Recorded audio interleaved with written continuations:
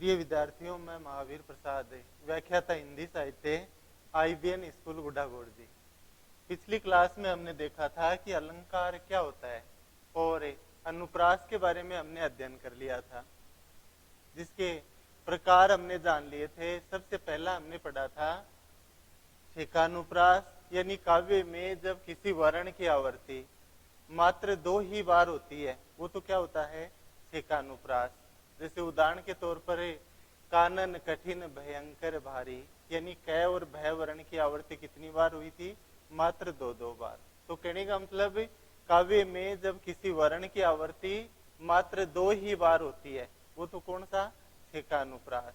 और काव्य में जब 2 से अधिक बार यदि आवृत्ति होती है, वहां पर कौन सा होता है, वृत्यानुप्रास। जैसे उदाहरण के तौर पर विरति विवेक विमल विज्ञाना, यानी कहने का मतलब वह वर्ण की आवृत्ति है वो बार बार हुई है, इसलिए यहाँ पर कौन सा अलंकार हो गया, वृत्यानुप्रास। उसके बाद में हमने श्रुत्यानुप्रास के बारे में पढ़ा था, यानी काव्य में जब एक ही उच्चारण स्थान से बोले जाने वाले वर्णों की संख्या अधिकांशतया होती है। जैसे उदाहरण के तौर पर हमने जाना था कि तुलसी दास सदा सीदत देखत निसी दिन तुम्हारी निठुराई, यानी कहने का मतलब दंतव्य वर्ग इस काव्यांश में आ रहा है। कहने का मतलब एक ही उच्चारण स्थान से बोले जाने वाले वर्णों की संख्या अधिकांशतया पाई जाती है, वहां पर कौन सा होता है, श्रुत्यानुप्रास। और छंद के अंत में यदि स्वर की आवृत्ति होती है, वहां पर हमने जाना था अंत्यानुप्रास। तो देखो उसी क्रम में आज हम पढ़ेंगे यमक, यानी यमक अलंकार में क्या होता है। तो देखिए यमक में यानी काव्य में जब किसी शब्द की आवृत्ति 2 या 2 से अधिक बार होती है और प्रत्येक बार उस शब्द का अर्थ भिन्न भिन्न होता है, यानी कहने का मतलब काव्य में जब किसी शब्द की पुनरावृत्ति होती है और प्रत्येक बार उस शब्द का अर्थ अलग अलग होता है, वहां पर कौन सा अलंकार होता है, यमक। जैसे उदाहरण के तौर पर सारंग ले सारंग उड्यो, सारंग ले सारंग उड्यो, सारंग पूग्यो आय, सारंग पूग्यो आय।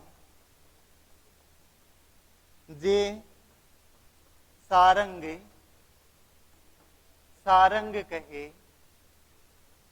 जे सारंग सारंग कहे, मुख का सारंग जाए,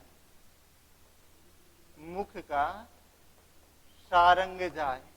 अब देखो यहाँ पर क्या है कि सारंग ले सारंग उड्यो, सारंग पुग्यो आय, जे सारंग सारंग कहे, मुख का सारंग जाए। तो यहाँ पर सारंग शब्द है वो बार बार प्रयुक्त हुआ है, यानी कहने का मतलब मोर है वो अपनी चोंच में सरप को दबाकर उड़ता है और आकाश में जाने के बाद में आकाश है वो बादलों से ढक जाता है। तो ऐसी स्थिति में क्या होता है कि मोर है वो मीठी मधुर वाणी निकालने के लिए विवश हो जाता है।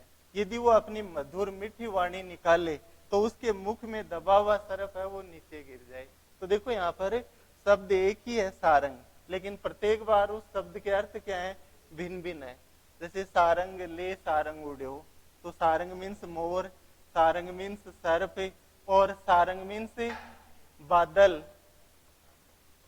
और यहाँ सारंग सारंग कहे, यदि सारंग यानी मोर है वो मधुर ध्वनि निकाले तो क्या होगा, यानी उसके मुख में जो सर्प दबा हुआ है वो नीचे गिर जाएगा।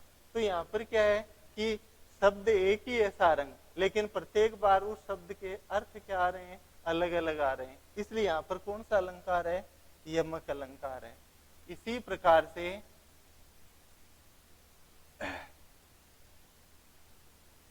अब देखिए हम देखेंगे यमक के भेद। यमक अलंकार के भेद।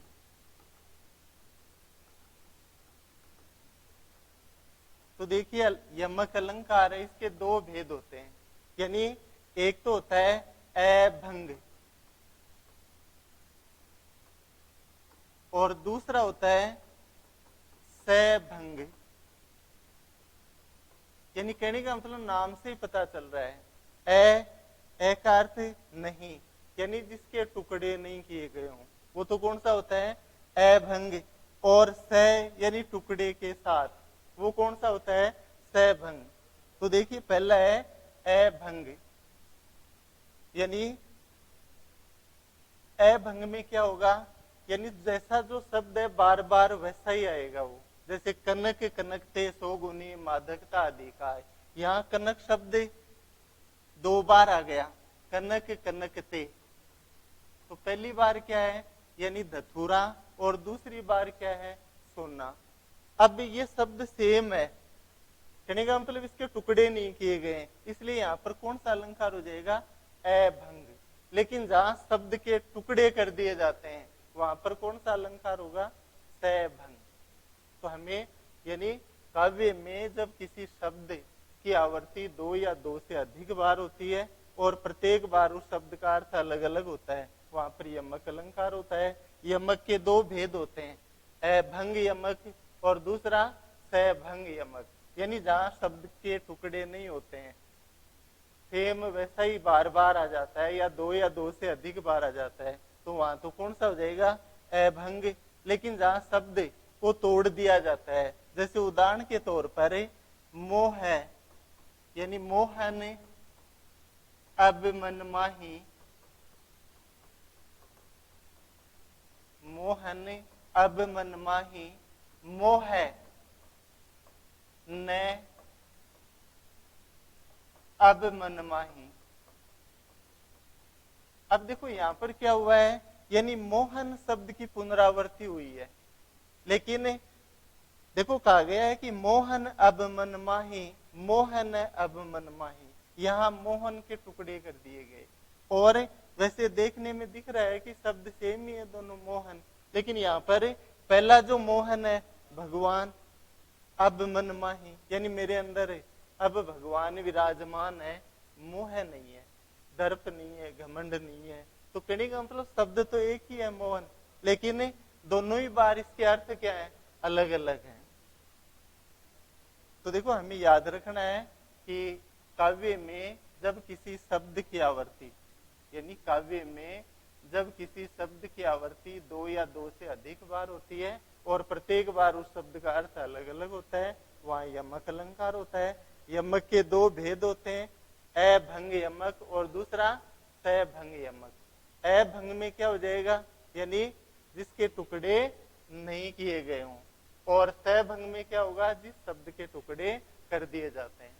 जैसे उदाहरण के तौर पर हमने जाना कि सारंग ले सारंग उड़्यो, सारंग पुग्यो आय, सारंग सारंग कहे तो मुख का सारंग जाए। तो यहाँ पर क्या है कि सारंग शब्द बार बार रिवाइज हुआ है और उसके अर्थ भिन्न भिन्न है।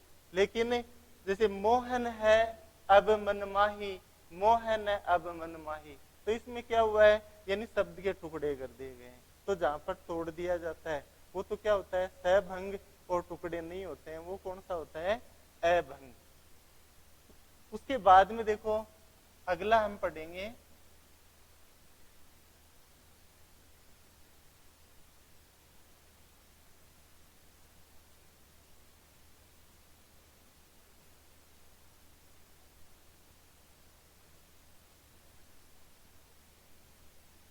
उपमा अलंकार।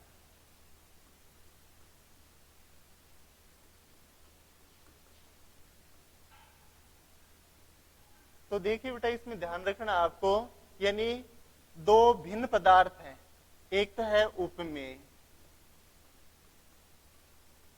और दूसरा होता है उपमान। यानी कहने का मतलब उपमेय का अर्थ होता है प्रस्तुत और उपमान का अर्थ होता है अप्रस्तुत।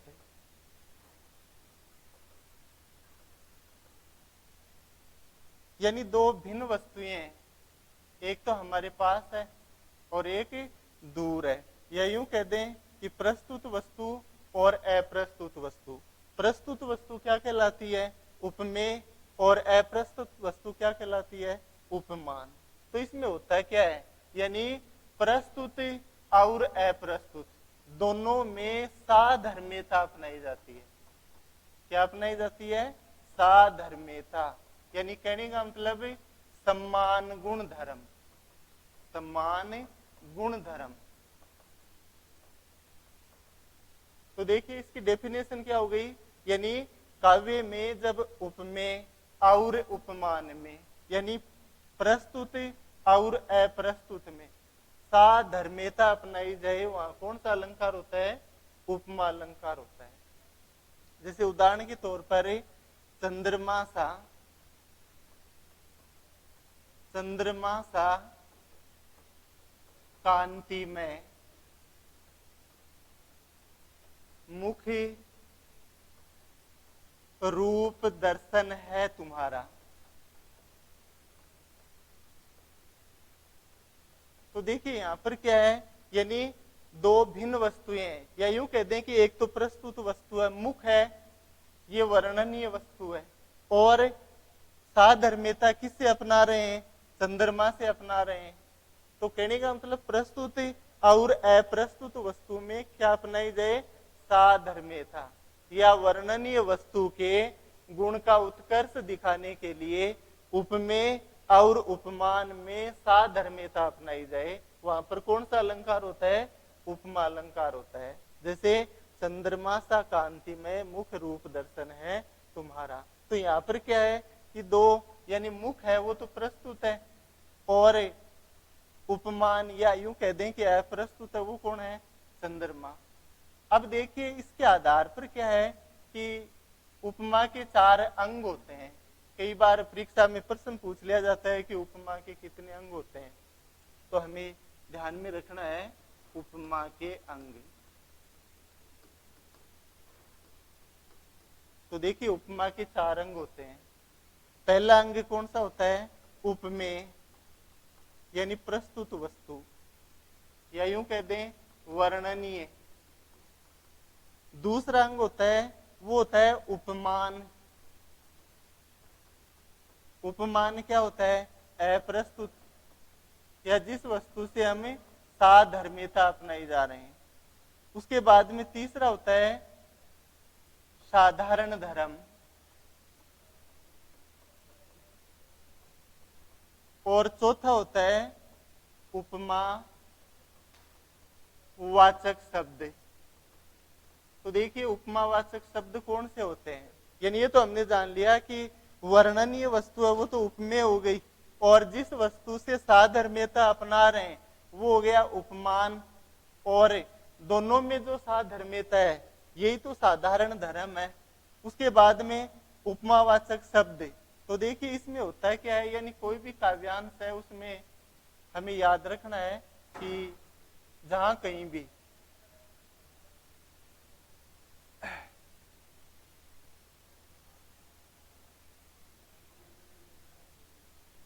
यानी जहां कहीं भी सा, से, सी, सम, समहु, सरिस, समाना, यानी कहने का मतलब कोई भी काव्यांश दिया जाता है उसमें सा, से, सी, सम, समो, सरिस, समाना, तुल्य, एव आदि शब्द आ जाते हैं, तो हमें पता लग जाता है कि यहाँ पर कौन सा अलंकार है? उपमा अलंकार है। जैसे अभी हमने जाना है कि चंद्रमा सा कांतिमय मुख रूप दर्शन है तुम्हारा। तो इसमें क्या है, यानी चंद्रमा सा उपमावाचक शब्द आ रहा है। और इसी प्रकार से 2 दिवस रहकर कुटी में आग सी सुलगा गए, दीप सा उर्जल रहा है, कह दो तुम्हें कैसे बुझाऊं मैं। तो यहाँ देखिए, यानी 2 दिवस रहकर कुटी में आग सी सुलगा गए। 2 दिवस रहकर कुटी में, रहकर कुटी में आग सी सुलगा गए।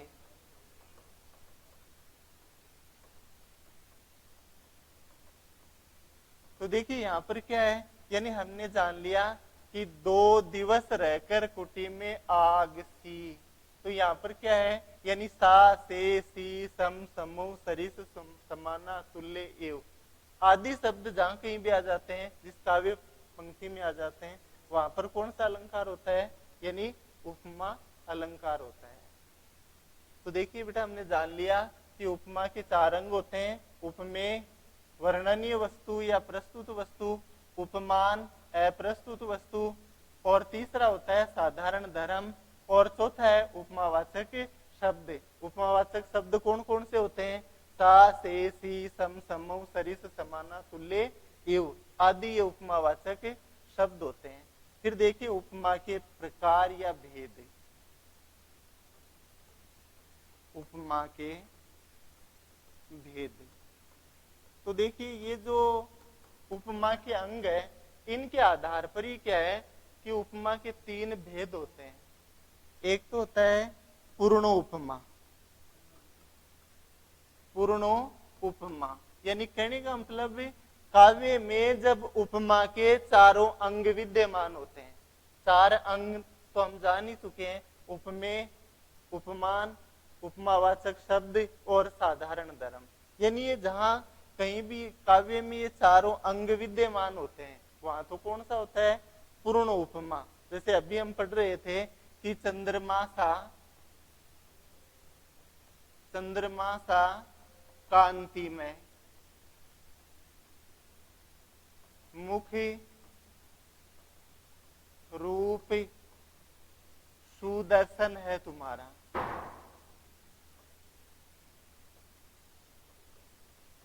तो देखिए यहां पर क्या है, यानी वर्णनीय वस्तु कौन सी है, मुख, और साधर्म्यता किससे अपना रहे हैं, चंद्रमा से, और उपमावाचक शब्द कौन सा है, सा से सी सम समूह सरिस समाना तुल्य एव ये उपमावाचक शब्द है, और सुदर्शन है तुम्हारा, यानी रूप सुदर्शन है तुम्हारा, ये क्या है, साधारण धर्म। तो यहाँ पर क्या है कि उपमा के सभी अंग विद्यमान है, इसलिए यहाँ पर कौन सा अलंकार हो गया है, पूर्ण उपमा। उसके बाद में दूसरा होता है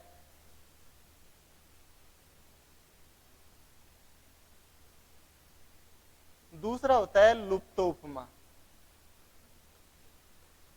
तो देखिए नाम से ही पता चल रहा है कि लुप्त उपमा कौन सा होता है, यानी काव्य में जब उपमा के किसी एक अंग का लोप हो जाता है, वहां पर कौन सा अलंकार होता है, लुप्त उपमा। यानी हमें पता है कि उपमेय, उपमान, साधारण धर्म, उपमावाचक शब्द, ये 4 उपमा के अंग होते हैं। ये चारों अंग विद्यमान होते हैं, वहां तो कौन सा होता है, पूर्ण उपमा। और जब किसी एक अंग का लोप हो जाता है, वहां कौन सा हो जाता है, लुप्त उपमा।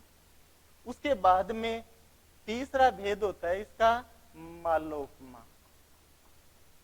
मालो उपमा, तो कहने का मतलब काव्य में जब अनेक उपमानों से, यानी वर्णनीय वस्तु है उसके लिए अनेक उपमान गढ़ दिए जाते हैं, वहां पर कौन सा अलंकार होता है, मालोपमा अलंकार होता है।